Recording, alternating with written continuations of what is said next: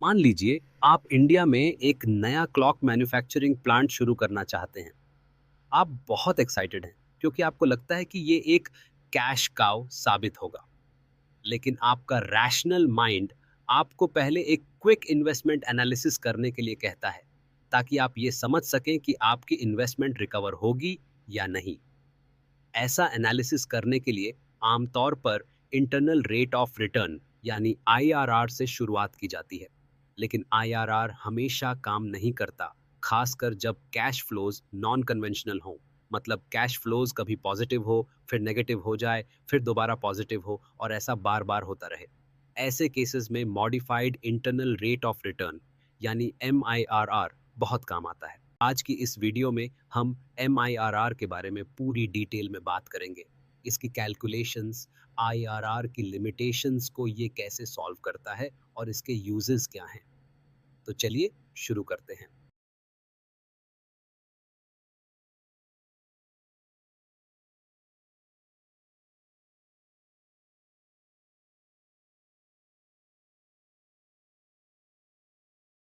Modified internal rate of return पर चर्चा करने से पहले मैं ये मानकर चल रहा हूँ कि आपको आईआरआर यानी इंटरनल रेट ऑफ रिटर्न के बारे में पता है।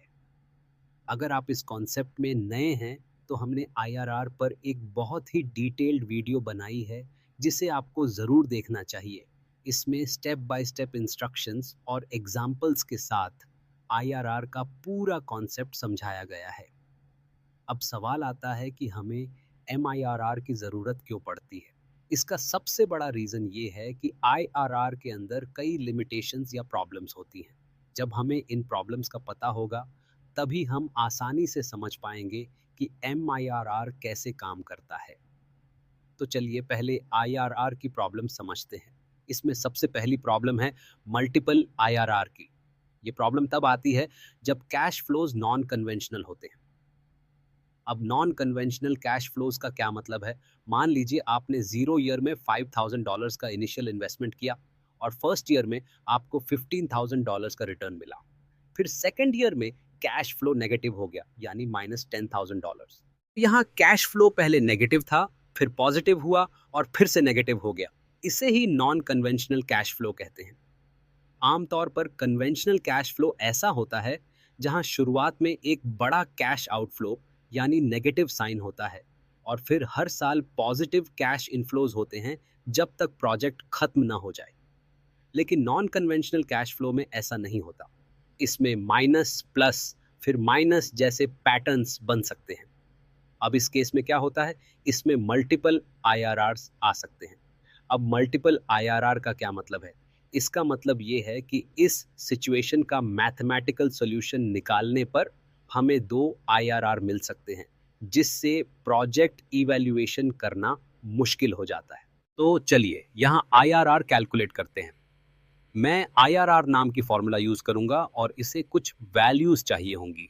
ये वैल्यूज होंगी 5,000, 15,000 और 10,000। फिर हमें एक गेस देना होगा।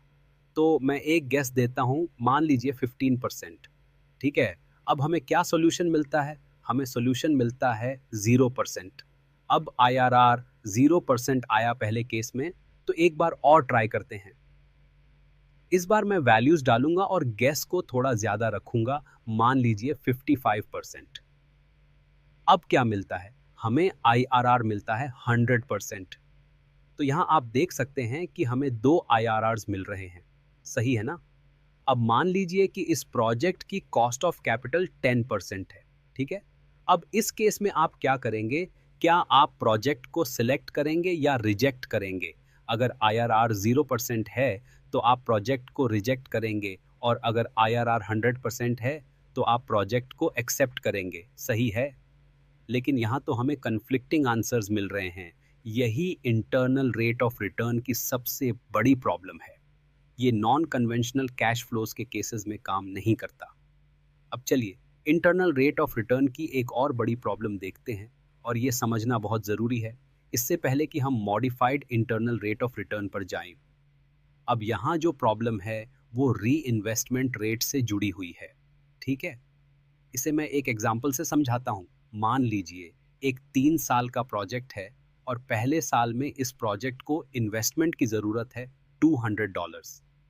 फिर ईयर 1 में कैश इनफ्लो आता है $100, ईयर 2 में आता है 150 और ईयर 3 में आता है 200। अब सबसे पहले हम आईआरआर कैलकुलेट करते हैं। तो आईआरआर फॉर्मूला यूज़ करते हैं, वैल्यूज़ डालते हैं और गेस करते हैं। सही है, मान लीजिए मैं 5% गेस करता हूँ।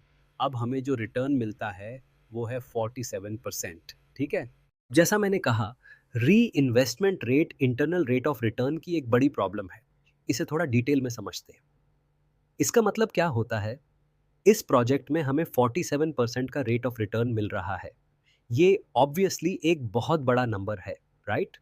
लेकिन जब हम आईआरआर कैलकुलेट करते हैं तो इम्प्लिसिट असम्पशन होता है कि जो भी कैश इनफ्लोज हमें हर साल मिलते हैं उन्हें दोबारा इन्वेस्ट किया जाता है और वो भी उसी आईआरआर रेट पर। अब सोचिए, अगर आपको ईयर 1 के एंड में $100 मिले और आपने उसे री इन्वेस्ट किया 47% पर, तो क्या ये प्रैक्टिकली पॉसिबल है? मान लीजिए कि आज ईयर 0 में आपके पास कोई बहुत बड़ा और ज़बरदस्त प्रोजेक्ट है जो इतना हाई रिटर्न दे रहा है। लेकिन क्या आपको पक्का पता है कि आपको अगले साल भी कोई ऐसा प्रोजेक्ट मिलेगा जो सेम 47% रिटर्न देगा? काफ़ी अनलाइकली है, सही कहा ना? यही इंटरनल रेट ऑफ रिटर्न की लिमिटेशन है। इसी तरह जब आप ईयर 2 देखते हैं, तो वहाँ भी असम्पशन यही होता है कि जो $150 आए, वो भी 47% पर रीइन्वेस्ट होगा। कई बार ऐसा होता है कि आईआरआर रेट ऑफ रिटर्न को ओवर एस्टिमेट कर देता है।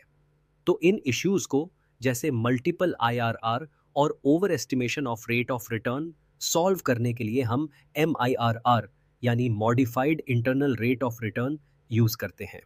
अब देखिए, जब हम modified internal rate of return की बात कर रहे हैं, तो मान लीजिए कि हम वही सेम प्रोजेक्ट ले रहे हैं।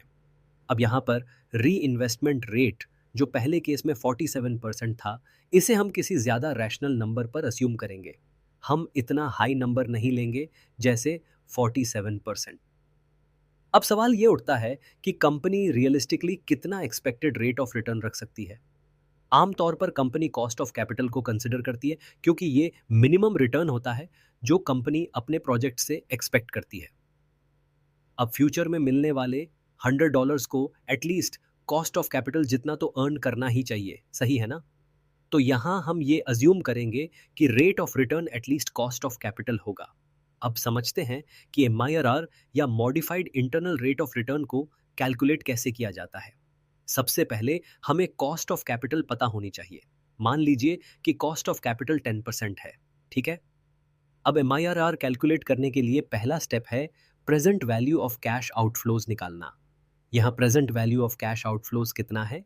ये है $200। दूसरा स्टेप है future value of cash inflows निकालना। अब यहाँ कैश इनफ्लोज क्या क्या हैं?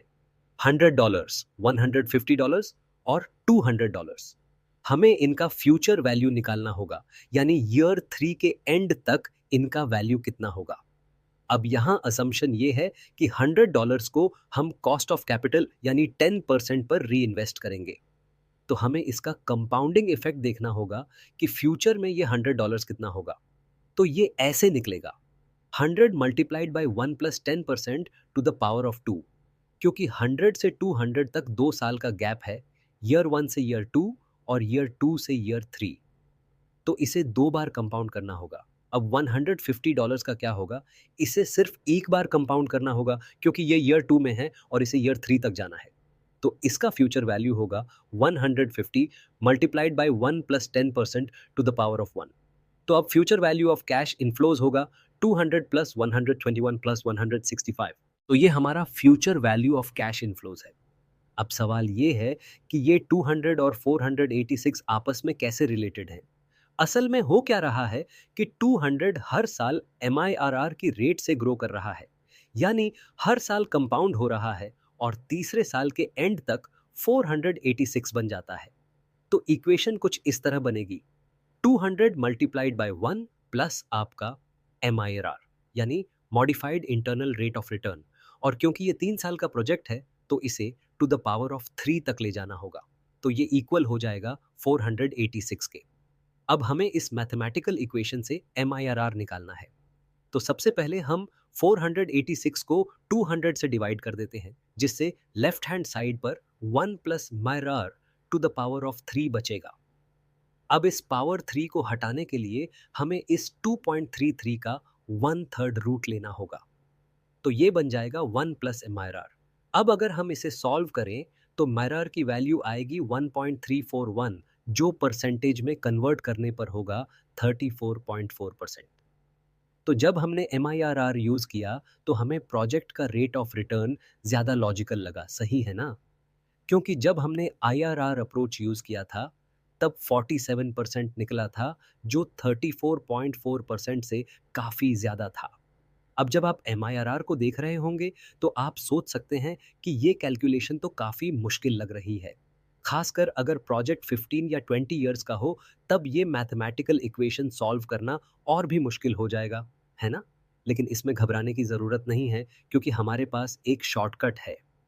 हम एक्सेल का इनबिल्ट मैथमेटिकल फंक्शन यूज़ कर सकते हैं। जैसे IRR कैलकुलेट करने के लिए हमने एक्सेल में IRR फंक्शन यूज़ किया था, वैसे ही आप एक्सेल में MIRR फंक्शन भी यूज़ कर सकते हैं। तो चलिए इसे यूज़ करके देखते हैं। इसमें करना बस इतना है कि MIRR फंक्शन टाइप करें, ब्रैकेट खोलें और वैल्यूज़ डाल दें। हमारी वैल्यूज़ होंगी 200, 100, 150 और 200। अब यहाँ एक फाइनेंस रेट डालना होगा। अब फाइनेंस रेट क्या होता है? ये वही डिस्काउंट रेट होता है जो आपने अज्यूम किया है। यहाँ दो चीज़ें होंगी, फाइनेंस रेट और री investment rate. Cost of capital को हम फाइनेंस रेट मान सकते हैं।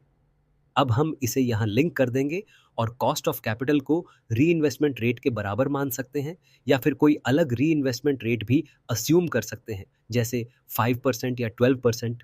ये आपकी मैनेजमेंट की एक्सपेक्टेशन पर डिपेंड करता है। अब बस एंटर दबाइए और आपको वही आंसर मिलेगा जो हमने पहले मैन्युअली निकाला था, यानी 34.4%। तो देखा आपने, MIRR कैलकुलेट करना कितना आसान है।